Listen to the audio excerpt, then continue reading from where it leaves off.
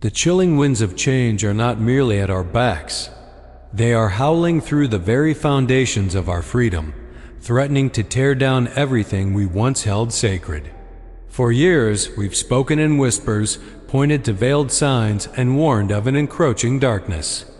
Now, the shadows are receding, not to reveal the light, but to expose the stark, unyielding architecture of a global digital prison, a system meticulously crafted by those who seek not to guide, but to control every facet of our existence.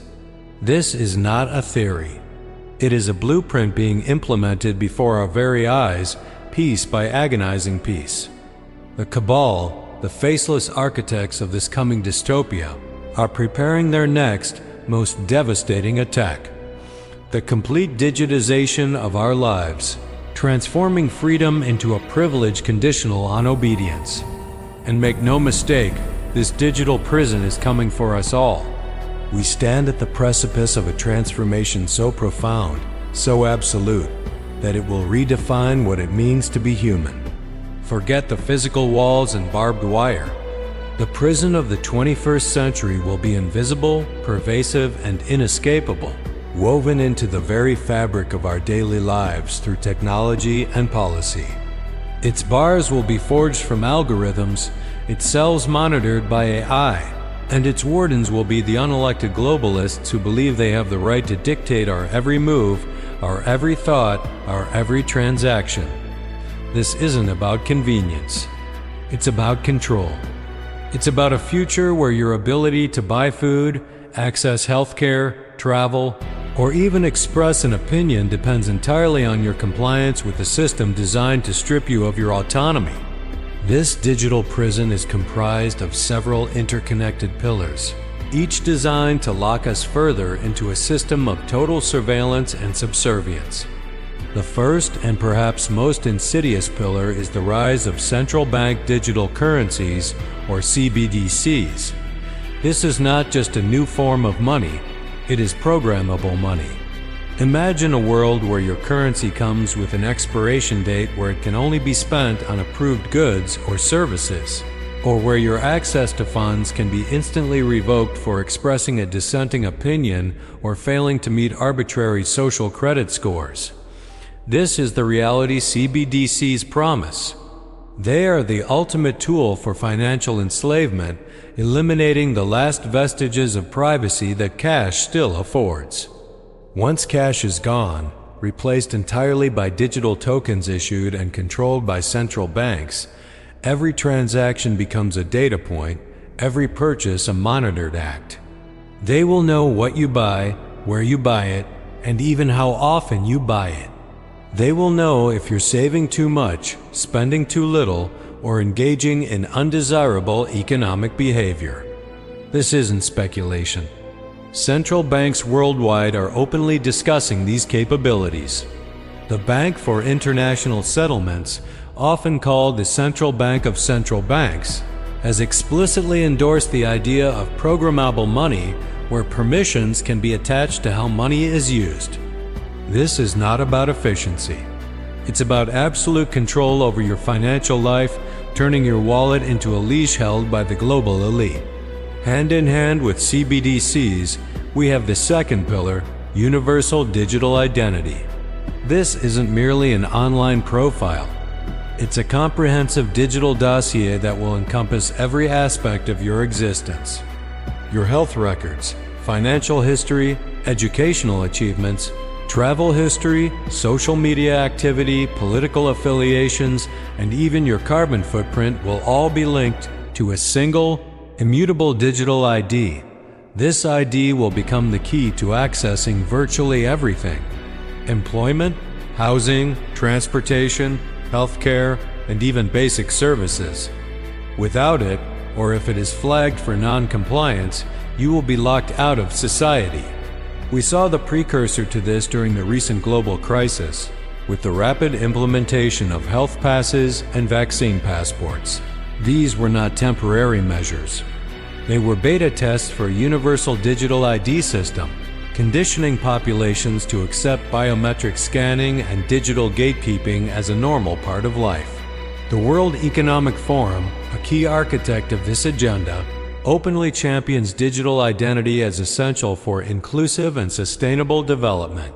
But what they mean by inclusive is inclusion into their system of control, and by sustainable, they mean a system that can sustain their power indefinitely. They envision a world where your digital ID dictates your every interaction, granting or denying access based on your perceived social and environmental compliance. This is the ultimate tool for social engineering, creating a two-tiered society where freedom is contingent on digital obedience. The third pillar is the social credit system, a concept brazenly imported from authoritarian regimes and subtly woven into Western societies. While not as overtly named as in some countries, its mechanisms are already deeply embedded. Think about the pervasive online censorship, the deplatforming of dissenting voices, the labeling of information as misinformation by self-appointed arbiters of truth. This is social credit in action. Corporations are already being assessed by ESG, environmental, social, and governance scores, pressuring them to conform to globalist agendas. Soon, these scores will trickle down to individuals. Your social media posts, your purchases, your energy consumption, even your travel choices could contribute to a personal social credit score. Fall below a certain threshold, and you could face consequences. Higher insurance premiums, reduced access to loans, travel restrictions, or even the deactivation of your digital currency. This system is designed to incentivize conformity and punish independent thought, creating a chilling effect on free speech and critical thinking. It will turn citizens into self-policing units, constantly aware that every action is being judged and scored, not by objective standards, but by the ever-shifting whims of the globalist narrative.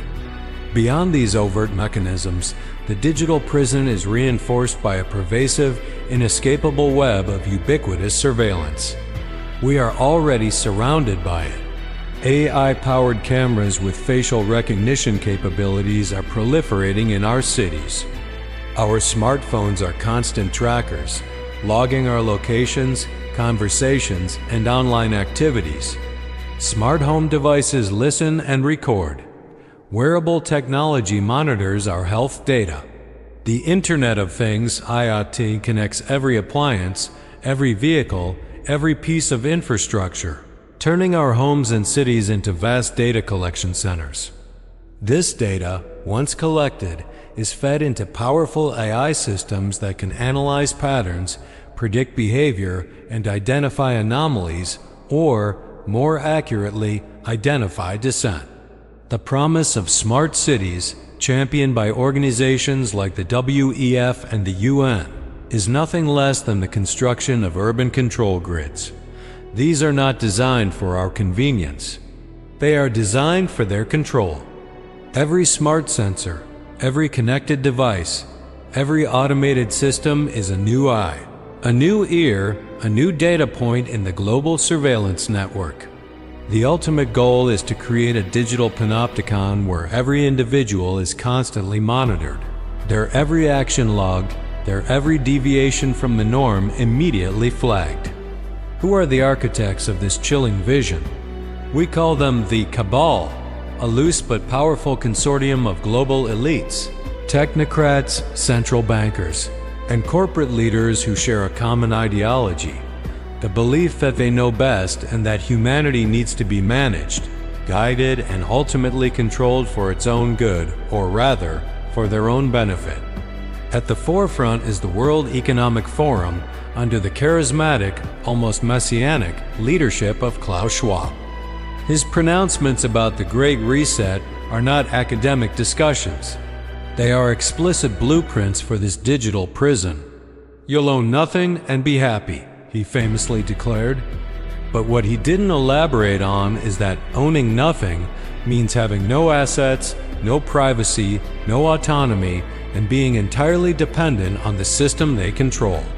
And happy means compliant, docile, and utterly subservient. The United Nations, through its seemingly benevolent Agenda 2030 and its Sustainable Development Goals, provides the bureaucratic and ideological framework for this global governance. While packaged as solutions to climate change and poverty, these goals often serve as a smokescreen for the centralization of power, the erosion of national sovereignty, and the implementation of policies that pave the way for digital control. The concept of sustainable living can easily morph into mandates for reduced consumption, restricted travel, and behavioral modification, all enforced through digital tracking and social credit. The central banks and international financial institutions like the Bank for International Settlements, BIS, and the International Monetary Fund, IMF, are the driving force behind CBDCs, openly advocating for their rapid deployment and highlighting their potential for unprecedented control over monetary policy and individual spending. They speak of financial stability and efficiency, but their true aim is to consolidate power, eliminate competition, and create a monetary system entirely beholden to their dictates. And let us not forget the role of big tech giants. Companies like Google, Apple, Meta, and Amazon are not merely service providers. They are the developers and operators of the very infrastructure upon which this digital prison is being built. Their platforms collect our data, their devices monitor our lives, and their algorithms shape our perceptions. They are willing collaborators, often lobbying for policies that benefit their data-hungry business models while simultaneously facilitating the expansion of surveillance and control. They profit from our data, and in doing so, they help forge the chains that will bind us. The ideology driving this cabal is a dangerous mix of transhumanism, technocracy, and global governance. They envision a future where technology merges with biology, where human limitations are overcome, and where an elite few manage the planet and its resources with algorithmic precision. They believe in a post-democratic world, where complex decisions are best left to experts and AI rather than the messy, unpredictable will of the people. They often couch their agenda in terms of saving the planet or improving humanity, but beneath the veneer of altruism lies a chilling desire for absolute power and control. Their modus operandi is the classic problem-reaction-solution paradigm. They either create crises or exploit existing ones to push through radical changes that would otherwise be rejected. A global pandemic becomes the perfect justification for health passes and digital IDs. Economic instability becomes the pretext for CBDCs. Climate change becomes the rationale for strict controls on energy consumption, travel, and even diet, all monitored and enforced digitally. They generate fear, offer a predetermined solution, and then present it as the only viable path forward, leaving us with the illusion of choice when in fact, the outcome has already been decided. Let's look closer at the unfolding blueprint, the tangible evidence that this digital prison is not a distant threat, but a present reality. The implementation of CBDCs is accelerating globally.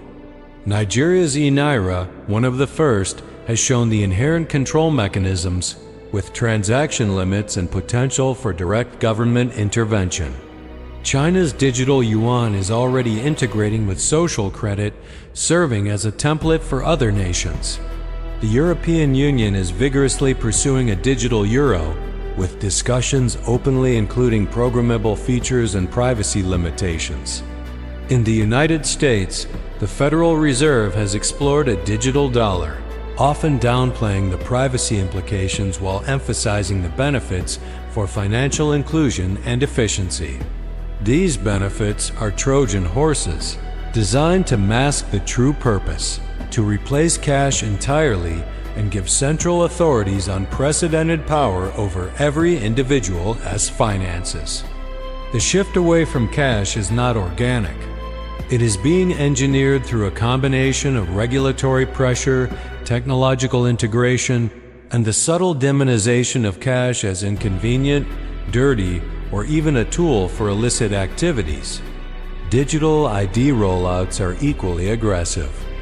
Health passes, once seen as temporary emergency measures, are now being discussed as permanent fixtures, evolving into comprehensive digital IDs that link various aspects of our lives. India's Aadhaar system, while initially presented for social welfare, serves as a powerful example of a national biometric digital ID system that connects citizens to services, banking, and government. Canada, Australia, and various European nations are actively developing and implementing their own digital ID frameworks, often under the guise of improving government services or modernizing identity verification. These systems are designed to be mandatory, eventually making it impossible to function in society without them. Imagine being unable to open a bank account, renew your license, or even buy groceries without a QR code tied to your entire digital profile. This is the future they are building, a future where your very existence is validated by a digital gatekeeper. The creep of social credit is subtle but relentless. Online censorship has become a ubiquitous feature of the digital landscape. Major tech platforms, often in collaboration with government entities and NGOs, routinely flag, shadow ban, or outright deplatform individuals and organizations deemed to spread misinformation or hate speech. The definitions of these terms are fluid and often weaponized to silence dissenting narratives. This is not about protecting users. It's about controlling the flow of information and shaping public opinion. Beyond online discourse, we see the rise of ESG, environmental, social, and governance scores for corporations, which dictate access to capital and market viability based on adherence to globalist agendas. Soon, this will extend to individuals. Discussions around personal carbon footprint trackers are already gaining traction, with some suggesting that individuals could face restrictions on travel or consumption based on their environmental impact, all monitored and enforced through digital IDs and CBDCs. This is the ultimate behavioral modification system, where compliance is rewarded and dissent is financially and socially penalized. The expansion of surveillance is relentless. Facial recognition technology, once confined to science fiction, is now deployed in airports, public spaces, and even private businesses. Smart home devices, from virtual assistants to smart TVs, are constantly connected, collecting data on our habits, conversations, and even biometric information. Predictive policing algorithms are being used to identify potential criminals before crimes are committed, raising serious ethical and privacy concerns. The merging of physical and digital surveillance is creating an unprecedented level of monitoring, where every step you take, every word you utter, and every purchase you make is logged, analyzed, and stored. The data collected from these disparate sources is then fed into powerful AI systems, creating comprehensive digital profiles that can be used to track, categorize, and control individuals on a mass scale. They are building a global surveillance state, and we are willingly providing them with the data to do it. The concept of smart cities and the Internet of Things (IoT) is another critical piece of this puzzle. Projects like NEOM in Saudi Arabia, with its ambitious Thaline City, are often presented as futuristic utopias, but beneath the glossy exterior lies a vision of total control. These cities are designed to be fully interconnected, with sensors monitoring everything from traffic flow to waste management, energy consumption to public behavior.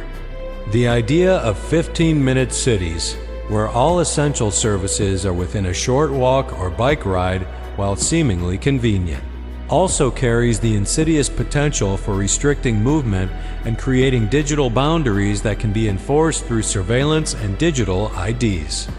Every smart sensor, every connected device, every automated system in these environments is a data point, feeding information into a centralized control grid. The goal is to optimize society, but the optimization is for the benefit of the controllers, not for the freedom of the individuals living within these technologically advanced cages. This entire agenda is propelled by a sophisticated campaign of psychological warfare. Fear-mongering about pandemics, climate catastrophe, and economic collapse is used to soften populations, making them more receptive to solutions that erode their freedoms. Propaganda, disseminated through mainstream media and social media, constantly reinforces the globalist narrative and demonizes any dissent. Division is fostered, pitting groups against each other to prevent unified resistance. Gaslighting techniques are employed to make those who question the narrative feel irrational or paranoid. We are constantly being conditioned to accept these changes, to view them as inevitable, necessary, or even desirable. The goal is to make us accept our change willingly, to internalize the system of control, and to become our own wardens. To truly understand the gravity of our situation, we must look at the historical context and the warning signs that have been flashing for decades. The concept of the panopticon, Jeremy Bentham's architectural design for a prison where a single guard could observe all inmates without them knowing, if they were being watched, is now a global reality.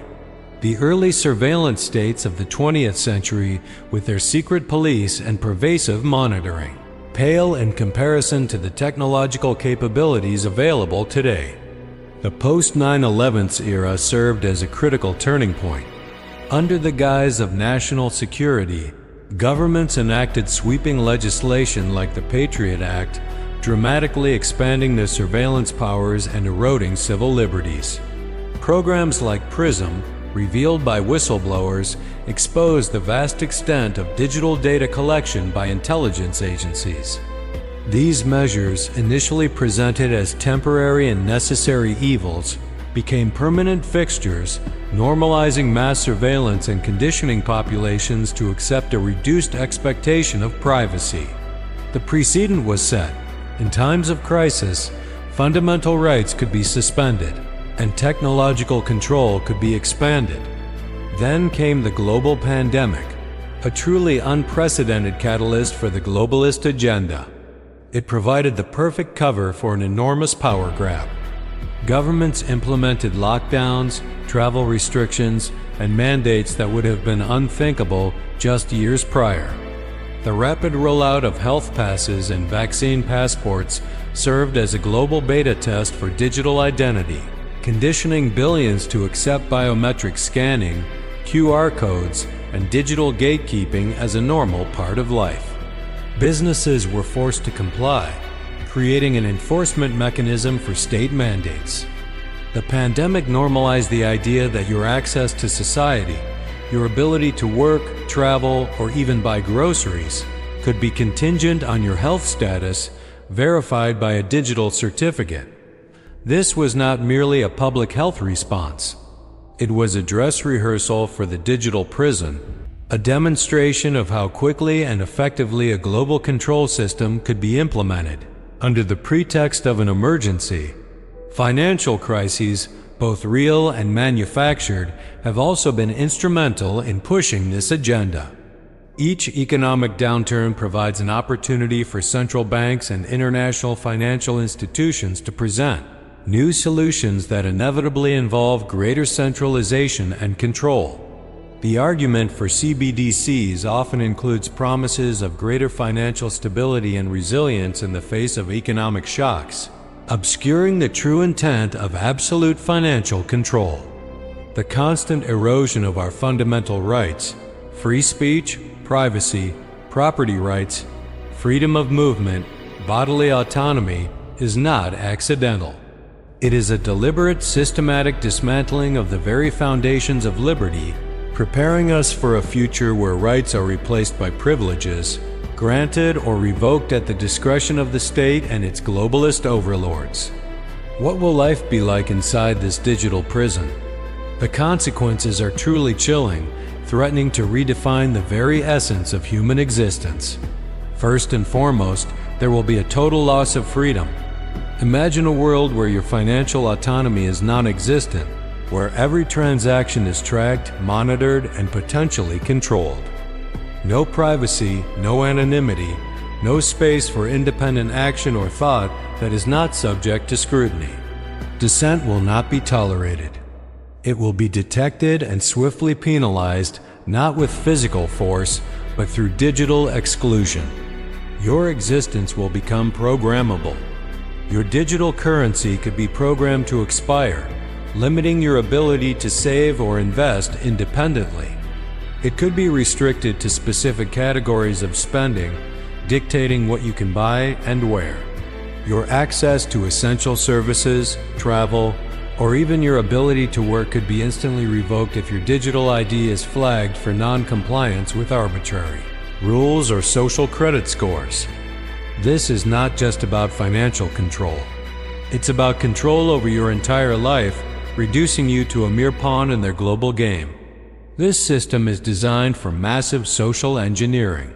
Through a sophisticated combination of rewards for compliant behavior and punishments for non-compliance, the digital prison will subtly, yet powerfully, shape human behavior. It will incentivize conformity, discourage critical thinking, and foster a culture of obedience. The goal is to create a docile, manageable population that poses no threat to the established order. A population that willingly accepts its digital chains in exchange for perceived convenience and security. The erosion of humanity itself is at stake. What does it mean to be human when every aspect of your life is controlled, monitored, and optimized by algorithms? When your worth is determined by a social credit score and your freedom is contingent on digital compliance? This system threatens to strip us of our individuality, our spontaneity, our capacity for genuine dissent and creativity. It aims to reduce us to predictable, programmable units within a vast technocratic machine. This will inevitably lead to a great divide: the compliant versus the non-compliant. Those who accept the digital chains will be granted access to the system, allowed to participate in the new economy and society. Those who resist, who refuse to surrender their autonomy, will be increasingly marginalized, excluded from essential services, and effectively locked out of society. This will create a two-tiered system, a digital apartheid, where the definition of freedom becomes radically different for those on either side of the digital divide. The final solution they envision is a world without cash, without anonymity, without any possibility of escape from their all-seeing, all-controlling digital matrix. It is a world where every individual is a transparent data point, where every action is logged, and where deviation from the prescribed norm is met with instant digital punishment. This is the ultimate form of enslavement, more insidious than any physical prison, because it is built not with walls of concrete, but with invisible threads of data and algorithms wrapping around our lives until we are completely ensnared. But let us be clear, this future is not inevitable. Resistance is not futile. The first and most crucial step is awakening and awareness. We must see the truth for what it is, strip away the layers of propaganda and deception, and recognize the digital prison being built around us. This requires critical thinking, a rejection of mainstream narratives that seek to normalize this agenda, and an unyielding commitment to seeking out independent information. Education is paramount. Share this information, talk to your friends, family, and community. Many are still asleep, unaware of the true stakes. We must become messengers, illuminating the path for others, helping them understand the interconnectedness of these seemingly disparate policies and technologies. The more people who are aware, the harder it becomes for the cabal to implement their agenda in the shadows. Where possible, we must actively opt out. Use cash whenever you can, supporting local businesses that accept it. Resist the push for digital IDs and biometric scanning wherever possible. Seek out and support parallel economies and local communities that value freedom and self-sufficiency. Every act of opting out, every choice to resist digital integration, is a small but significant blow against their system. Community building is essential. We must foster strong local networks of like-minded individuals, creating resilient communities that can support each other and resist the pressures of the digital prison. These communities can become hubs of freedom, places where cash is still king, where privacy is respected, and where independent thought is celebrated. And finally, there is the spiritual resistance. Maintaining inner freedom, cultivating critical thinking, and refusing to surrender our minds and spirits to their narrative is perhaps the most powerful act of defiance. They can control our movements, our money, and our access to services, but they cannot control our thoughts, our beliefs, or our will to be free unless we let them. There is hope because they need our consent. They need us to willingly walk into their digital prison, seduced by convenience, intimidated by fear, or simply unaware of the true cost. We can deny them that consent. We can refuse to comply. We can stand together and say, "No more. The digital prison is not coming. It is being built around us now, brick by invisible brick. The walls are rising, the gates are being forged, and the algorithms are being refined. The time for whispers is over. The time for quiet observation is past. We are at a pivotal moment in human history, facing an existential threat to our freedom, our privacy, and our very humanity.